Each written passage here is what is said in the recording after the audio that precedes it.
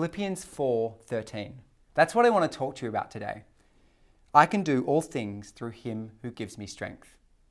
Now, before I go on any further, instead of having me talk about the Bible, how about you take a minute, press pause to this video, and go and read it for yourself. But don't just read 13, read a couple of verses beforehand and a few verses after. Get an idea for the context. Even if those verses don't speak to you, it will help you to understand what is being said. So I'm going to do the same thing, and I'm going to start at verse 10 and read through to 15. I rejoiced greatly in the Lord that at last you renewed your concern for me. Indeed, you were concerned, but you had no opportunity to show it.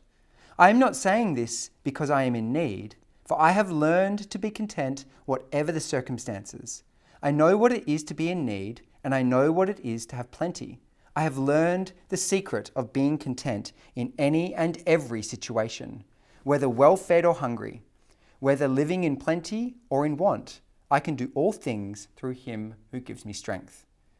Yet it was good of you to share in my troubles. Moreover, as you Philippians know, in the early days of your acquaintance with the gospel, when I set out from Macedonia, not one church shared with me in the matter of giving and receiving, except you only. You see, the context of the passage tells us that there were times where Paul was well fed. He had a roof over his house. We know that he received money from the church, but he also worked as a tent maker, and presumably there were people that let him into their home.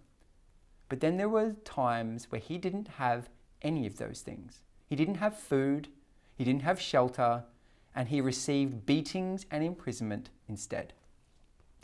In 2 Corinthians 11:25, we actually hear that he was shipwrecked and he spent a night and a day in the open ocean. But there's never a time that the things that were taken away from him ever impacted his ability to be used by God. See, it doesn't say, I can do all things. It says, I can do all things through him who gives me strength. Having food or no food, it doesn't impact on how you see yourself before God. Being in danger or being safe, that doesn't change how you feel loved by God.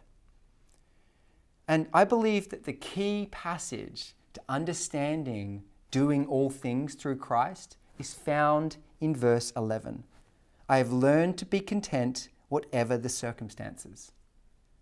I would say that your level of strength in Christ is dependent on the contentment in your heart. Do you feel like you have everything that you need to follow God? Or do you feel like things have been taken away that disqualify you? Now, I know that it is hard to trust God on an empty stomach. Or maybe you were the recipient of an injustice or something important to you was taken away. But we can never forget that the things that we do in life that actually matter, these are the things that Jesus has strengthened us to do. This is his ministry through us to those around him. And just to bring this home, Paul says in Philippians 1:12, now I want you to know, brothers and sisters, that what has happened to me has actually served to advance the gospel.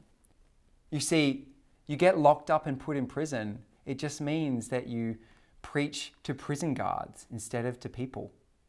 If you get beaten, it means you get to demonstrate the love of God in the way that you treat those who afflicted you. You see, verse 11 holds the key to this whole passage. 3 simple words. I have learned.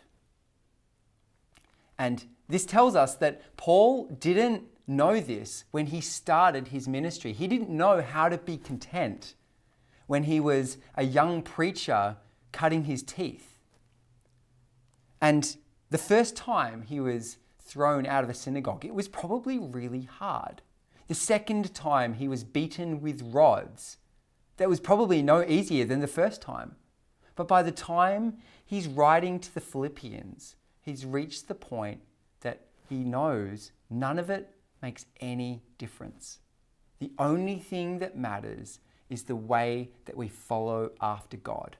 And all of those hard things that we work through, all they do is change the circumstances and the details around how we are doing it.